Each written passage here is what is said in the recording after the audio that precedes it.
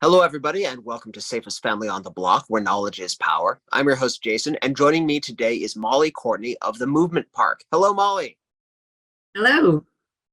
Molly, thank you so much for being here today. Now, I know why you're awesome, but for the folks who don't know who you are yet, could you tell us a little bit about why you're awesome, what you're doing to help kids be safer and all that? Sure. Why I'm awesome. That's a a loaded question. I own the Movement Park, which is a parkour facility in Hillsboro. And I started it for many reasons. I think safety is one of the things that I get to watch kids develop over time, just their awareness of themselves and their environment and being aware of other people. That was kind of like a side note. When I started it, my mission was really to create a space where both adults and kids can have a positive experience with exercise. And parkour was like the movement modality that fit that mission really well. And so in that process of watching kids play and through that process of play, I've been able to see kind of more the safety aspects of it too. And something we talk about constantly, like I said, is that awareness of yourself. And one of the things that drew me to parkour was that self-autonomy and being able to make your own choices with exercise and your movement, where I have a background in fitness and more traditional like gyms and personal training, performance training for athletes. And it's very scientific and it's very like kind of check the boxes off. And I wanted to create a space where people could have a little bit more personal choice, both knowing how that impacts people in their long-term longevity with movement, being able to have that personal choice, knowing how to adapt for yourself based on how you're feeling that day or what's kind of going on in your world or your body, was really important to me to give people that kind of self-directed experience with exercise. And I love what you're saying about how movement is such an important part of safety, movement and athleticism.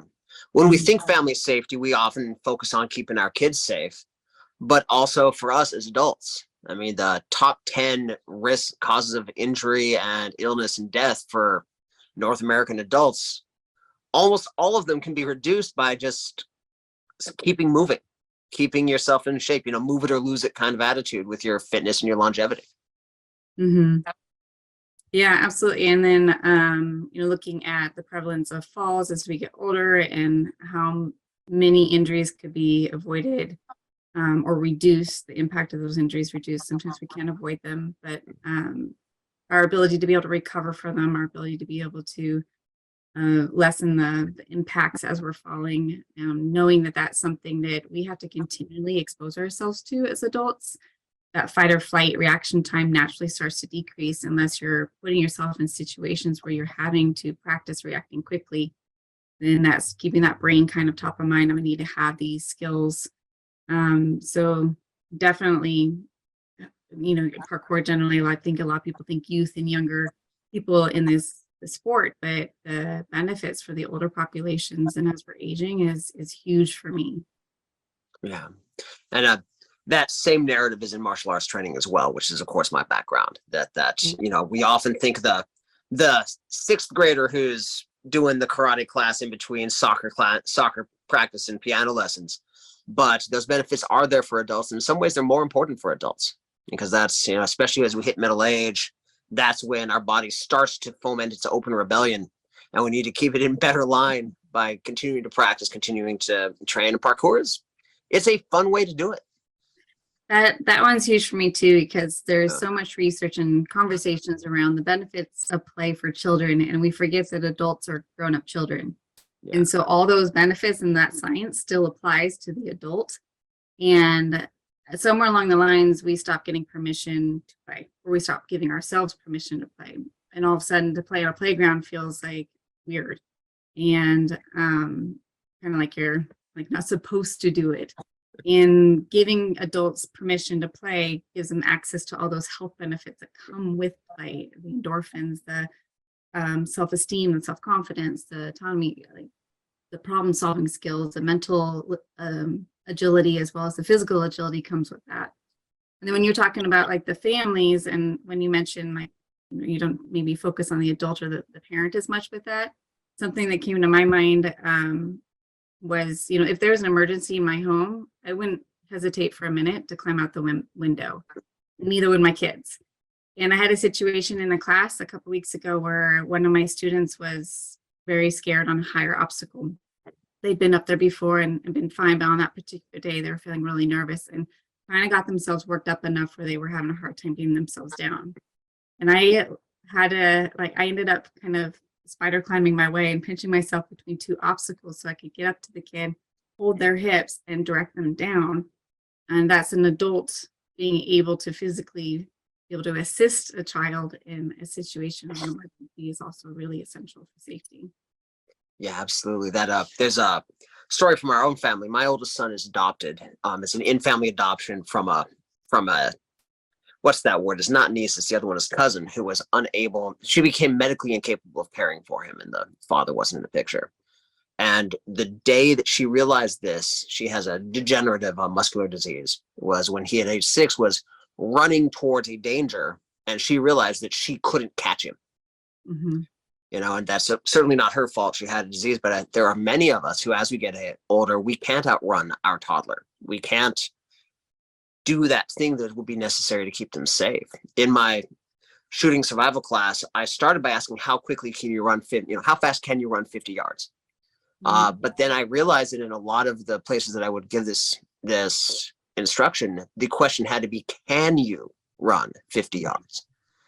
And that's something I think that it's on us to find the way, whether it's through parkour, whether it's signing up for a pickup softball league, whether it's getting to the gym and doing the personal training, martial arts, what have you, just to hiking, kayaking, whatever, to keep fit and to keep that mobility and that ability to intervene on our children's behalf, even when it's physically challenging.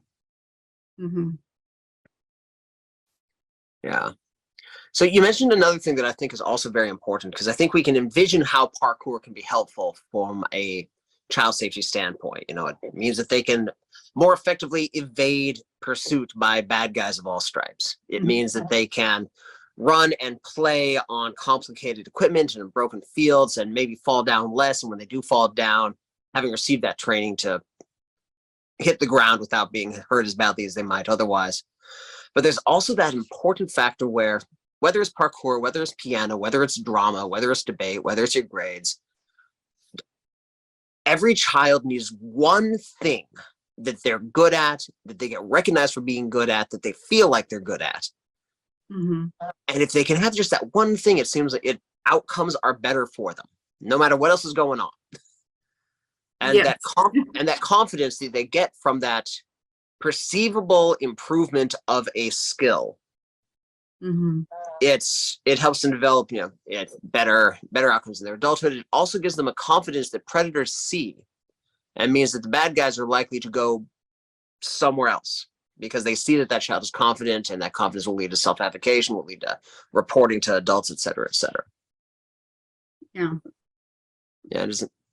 One of the things I love about parkour and what drew me to it is there's a chance for everybody to feel that at some point within it, because it is self-directed, and you get to choose your own challenges and which ones are appropriate for you. And I'm also board certified as a health and wellness coach. So looking at the stages of change and like the self-efficacy models and those all come into play too, in that if the gap is too big, it becomes demotivating. So if I asked a kid to play piano and I was trying to push him and push him and push him, then he's likely going to back off from that event, because it's going to feel like it's just too hard. It's not fun.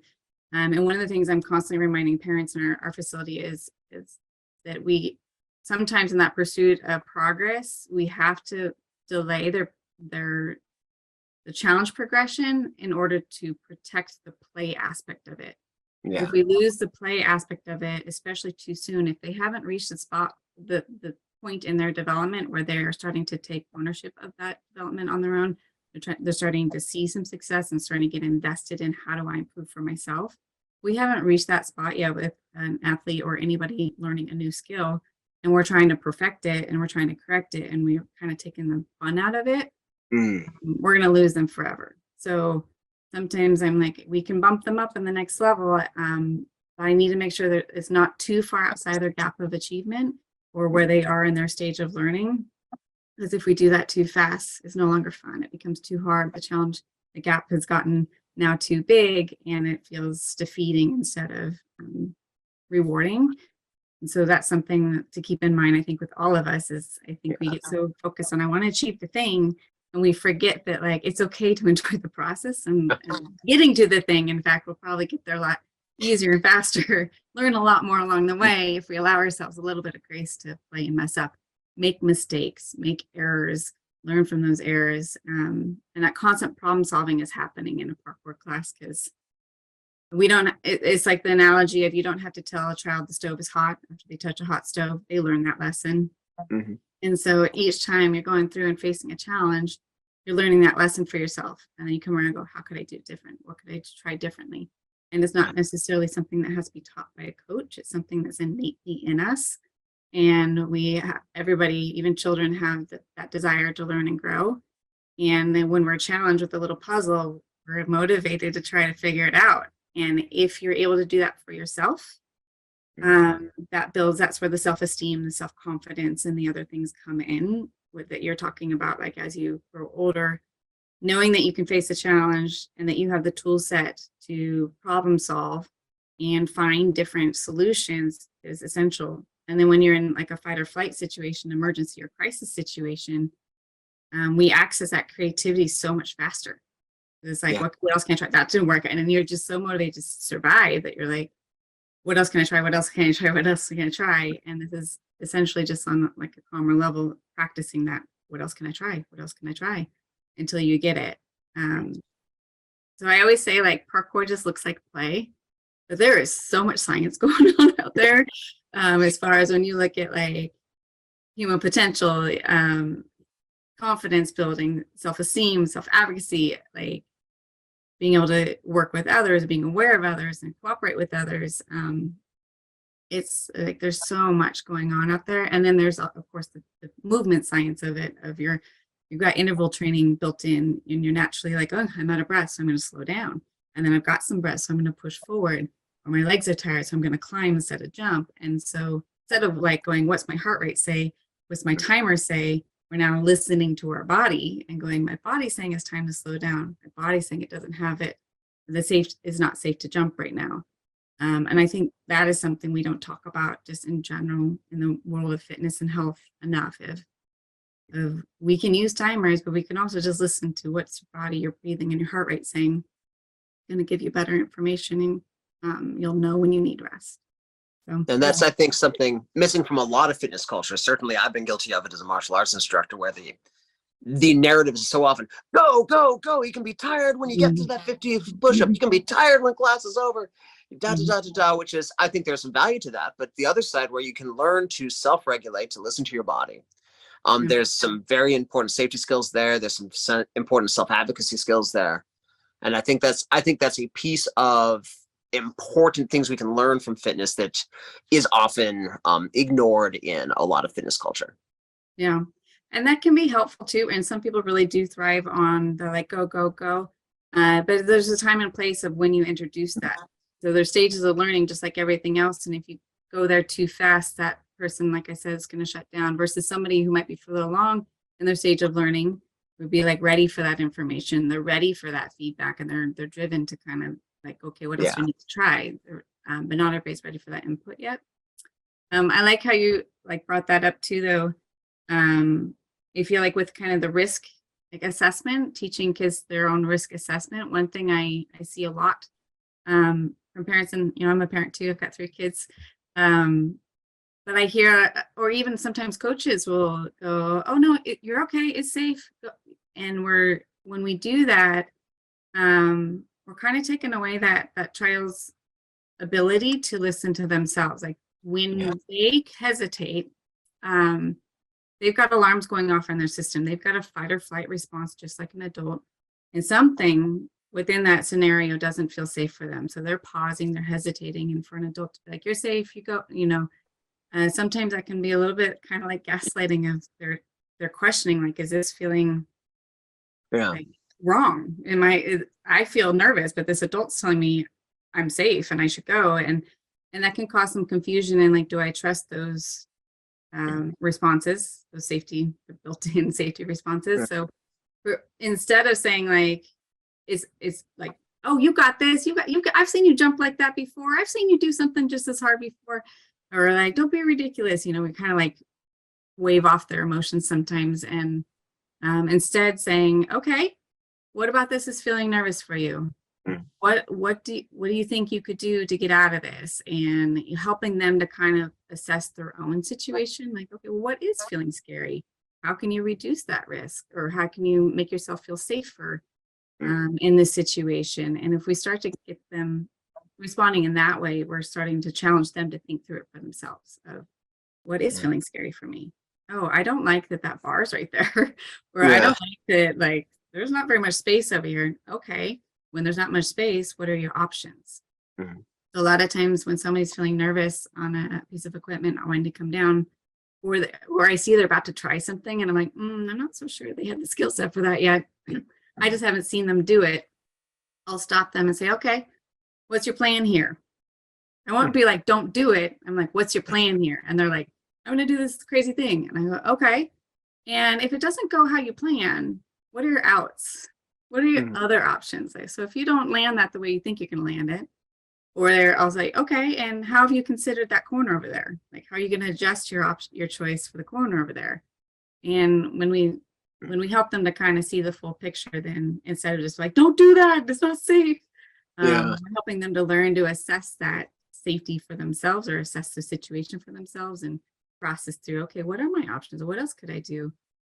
If this doesn't go the way I planned it to, what's feeling Yeah. risky, and how can I change that feeling for myself? I ask somebody to move that, and then I'm fine. And I think that's so important, not just in that moment, but also, for example, if a child saying out loud or showing that they're afraid of this thing, instead of saying, nonsense, you got this, which is shutting down and showing that you don't respect their emotions and their fear. It's like, okay, well, what are you afraid of? How are we going to solve that? That also sets you up in their minds as an adult who will respect their fears and their concerns when they come to you about this coach who's not being appropriate, about this significant other who is starting to show signs of being abusive, about their curiosities about sex and development, about all those things that we really want our kids to come to us about. Even this little thing can be a way that we show them that we will listen to and respect them. And I think that's hugely important. Yeah. Yeah. There's a previous guest on the show, a fellow named Spencer Corson, who's a bodyguard, tells a story about how he had a client whose daughter, at 5 or 6 years old, became obsessed with the idea that there was a wolf in her closet. This was in a penthouse in New York City. There was not a wolf anywhere near the closet. Yeah. And, and we're laughing right now, but his advice to the family, what the family did was they had to go research wolves. And then she found out, the chances of a wolf being in my closet in my penthouse apartment in New York City is nil. And they came to that conclusion themselves, just like you're talking about. You talk the kids through, well, what are you worried about? Well, look so far. Well, last week, how far did you jump last week? Well, a foot farther. And they come to it on their own. And that's, again, it helps them deal with and learn from risk assessment, as well as setting us up as a reliable asset for future risky situations. I think that's really, really important and really smart. Very cool. So we talked about these emotional benefits. We talked about these physical benefits.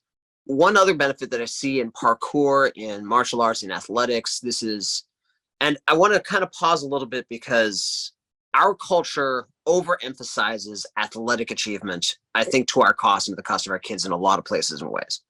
Where it's, the good guy is the captain of the football team, the bad guy is Professor so-and-so. It's just, there's this anti-intellectualism in our culture. But that said, one of the things about athletic training, parkour, and we see this in your class every day, is that on a math test, if you miss 5%, you get 95% on that test. You get an A, and you still feel kind of bad about that 5%, and you can never go back and take the test again. And there's this emotional and almost moral attachment to that in a lot of places. Where in parkour, if you get your footing wrong, you got your footing wrong. Do it better next time. That the try-fail cycle of this necessary for success is, I don't want to say trivialized, but it's just a thing that's part of the process and necessary and many times celebrated. Whereas in other places, especially in academics, there's a whole lot more drama attached to it. I don't have the right vocabulary for it because I'm not very bright, but I think folks understand what I'm saying, and I see that in your class. I'm sure you do as well. Yes. And also one of the things that drew me to it, with, I see it, I mean, you use school as an example, and I definitely see that and live that world. Like kids in middle school and the testing is, getting more anxiety driving for them. And I'm like, it's okay to mess up. Like, it's okay. Like, it's not, for me, I'm not so concerned about the perfect grade as like, what was your process in learning it and how you can improve your process next time. And okay, so if you did poorly on that test, what was your prep cycle like, and what can we do different in order for you to learn how you learn best? And well, I'll take it to like my experience in fitness, and one of the things that drove me out of that world was that kind of moral attachment to the outcome. So there's a lot of messages, and I think the world is growing and improving in how we approach and just in our awareness of how the language we use affects how we feel about our bodies and how we feel about ourselves.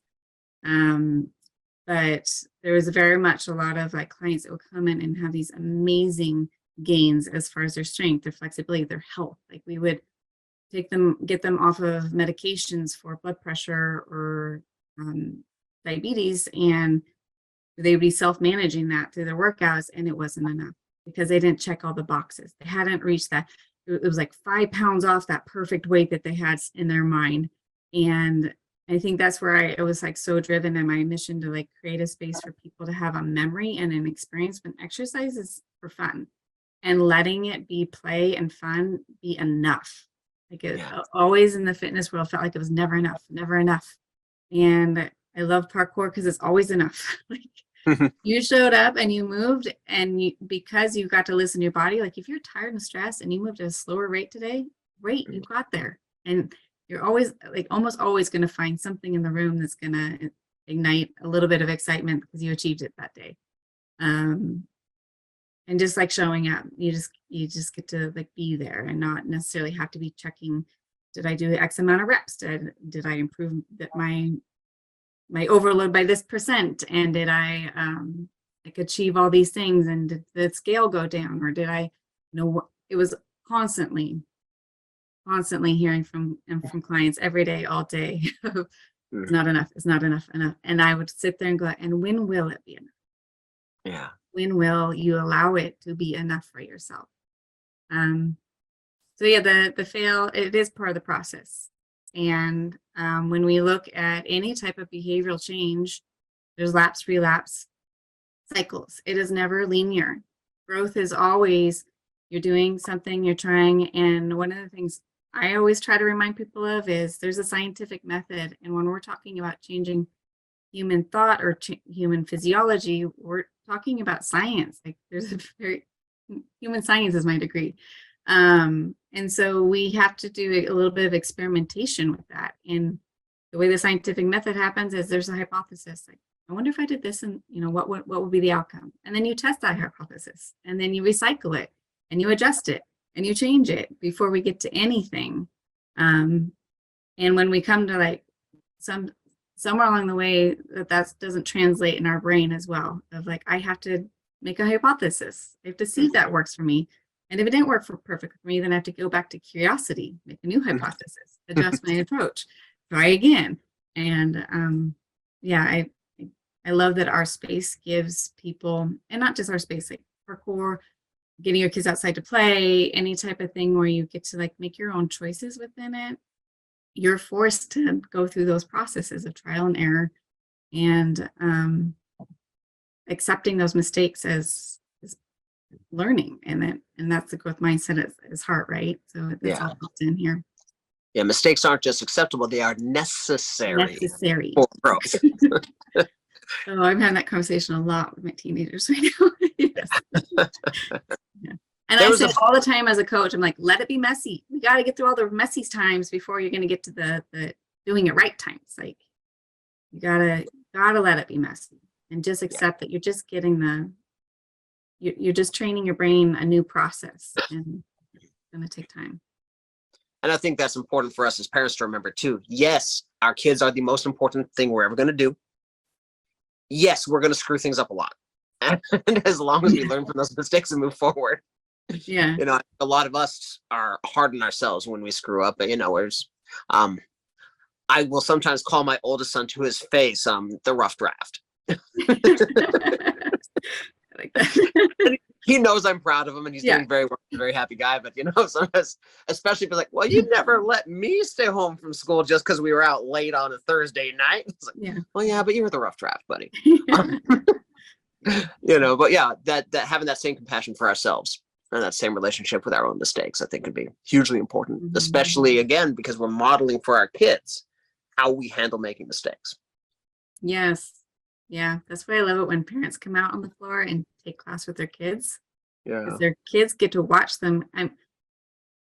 I could go on, but I'm like, one of the things about the fitness model in gyms is the kids go to kids care and the parents go to the workout, and the kids never actually see the parents work out. Yeah. And I'm like, ah!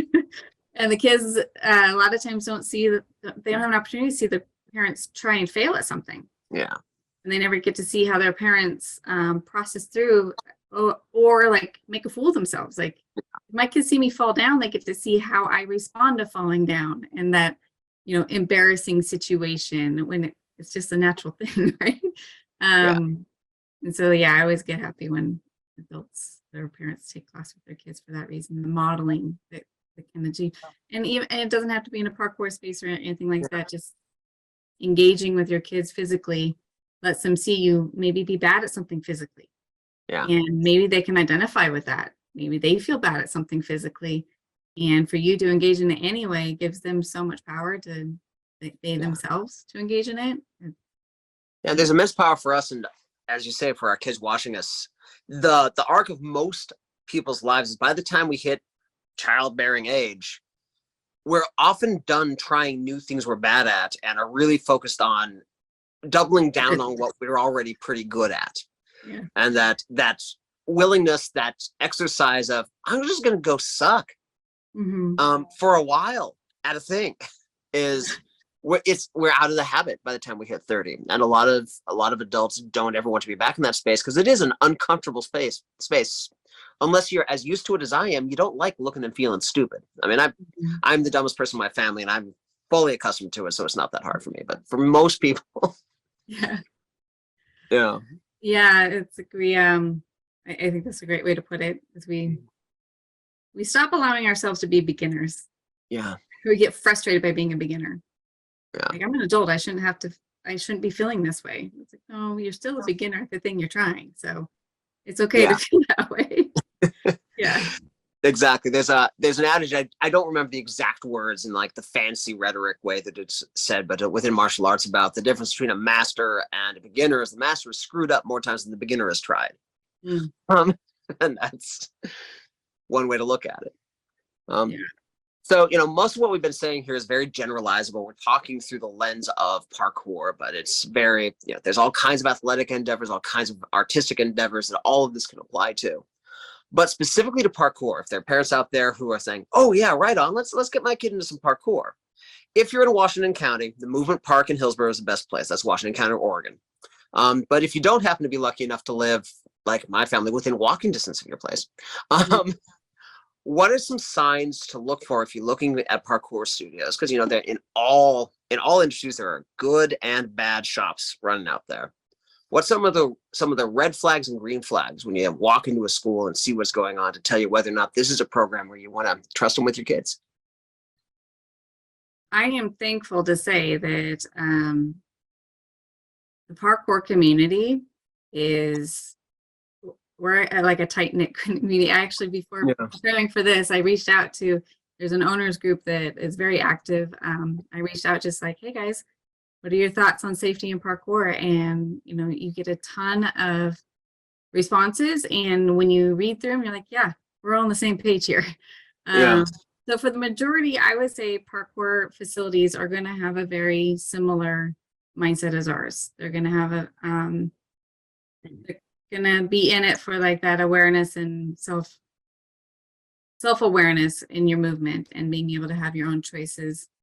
There are some parkour gyms that do more competitions than others, you know, as the sport started traditionally as non-competitive, as training in military ops, and then as all sports do, is evolving. And with that, there has to be kind of things in place to be a unified sport. And so competitions are more on scene. So if you're looking for that, then you're going to want to just talk to the community, talk to the owners, the employees, learn about what their mission is, make sure it's in line with your mission. And then paying attention to like, how are those coaches responding to your kids? If kids and not you, adults too, but how are they talking to them? And if you're hearing they're coming alongside them and helping them to self-process, kind of like I was saying before, if they're giving more positive reinforcements than negative reinforcements, meaning they're giving, I really like the way you brought your knee up that time. I really like the way you took a big step into that one. Those are going to be the positive reinforcements versus the negatives, like, hey, don't put your hands there, don't do that. That's going to be the signs of a good coach. And if they're prepared, if they're talking to their kids about their students, about the safety aspects, what else is this? Like, sign of a good coach. Those are good. One I've noticed there's 3 parkour schools within a reasonable driving distance of my house, and we chose yours for reasons. I'm not going to name names, but of the other 2, one of them, the coaching staff, it's the one that's most focused on competition, and you can kind of tell that. I never inquired about the business model, but it felt like kind of like in the college level where the graduate teachers are just kind of teaching the class so they can get free tuition. I felt like the people teaching the kids classes were doing that so that they could get coaching or a salary or something. And you could tell that they just weren't into it. They were not paying, they weren't deriving joy from teaching these kids parkour and watching them grow. They were doing this just so they could get this other thing. And you could feel that in the tone of the class and the way they spoke to the kids and the way they spoke to the parents. And that's the thing that's true in parkour and every other kids fitness class I've ever seen. That is a risk. And it's, as you're talking about the culture of that school, you can see that. And you can sometimes see warnings of that on their social media, you know, is 90% of their posts about the culture of the school, about the success of the students, about how proud they are of the kids, or 80% of it about the instructional staff's last tournament victory. And you can, that focus, although it can be very good for certain high speed, low drag athletes, can be real deleterious to a lot of more casual students. Yeah, so I guess it goes back to like what you're looking for, because some people will be looking for that in the sport of parkour, and other people are going to be looking for like the non-competitive or less competitive, like maybe you don't fit in the traditional competitive mold, and so you're looking for that. So I think that's kind of the blessing of having more than one space in your area, is that you get to make that choice, right? Where some are going to be more along those lines and some are going to be less along, or maybe just some classes are along those lines and other classes are better fit how they approach it with the different coaches. Yeah. But exactly. I will say a parkour coach is a unicorn coach. So is a very unique individual who can have the skills of a teacher, of being able to motivate and organize a classroom of kids, if they're teaching to the kids, and to be able to have that energy and that presence in the room, as well as have the coaching knowledge of the art of coaching, of like, how do I set up my space? How do I progress these obstacles? How do I like take them on a journey so that they're improving each week? It is a pretty diverse skill set to be a coach, and not just a coach, but a parkour coach, because you have the room's always changing, the obstacles always changing. You're always having to like problem solving puzzle for yourself, and a lot of typically coaches a lot of times like that structure. They're kind of more type A personalities, where they like to have like the plan and they like to know what is coming next. So to find a coach that can also like roll with it and go with the flow, it's a unique person. Yeah, and I think you hit also on just, although this takes longer than most people usually take to decide on what program to enroll their kids in, how Mhm. often they change the obstacles in the layout. Oh, every That day. you're right. You're right. You can show. You can. That is a Every day, really every class. yeah. Every class, once a week, whatever it is. But do those obstacles change, or have they kind of settled into a bit of a rut, Mm. or something like that can be? Oh, I like If it. that, yeah, and it might, and that's that's not a huge thing, but it can maybe indicate that the decision makers there have lost their sense of play, which, as Mm. you say, is a really important part of it. That the play and the growth that comes from play. Yeah. Yeah. Well, Molly, thank you so much for taking the time out. You are a small business owner in the 21st century, so I know you do not have any time. So thank you so much. But before we go, what's the really smart question I should have asked you, but I didn't?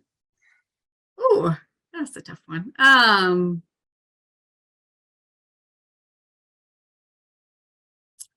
was not expecting that question. Maybe I should have been. No one expects the Spanish Inquisition. Yeah. Yeah. I don't know. I think you did a pretty good job covering most of it. The heart of parkour is just really about finding your way, and everybody's moving at a different pace. And if your pace looks different than somebody else's, that's absolutely okay. You know, I And think if that path that's tries, if they want their path to lead them to you, where can folks find out about your work and the movement park? we're in Hillsboro, Oregon. So we're themovementpark.com is where you're going to find the most of our information, or emailing us hello@themovementpark.com. We'll get you in our inbox. Outstanding. Well, thank you for taking the time. Thank you, everybody, for watching. See you next time. Stay safe until then.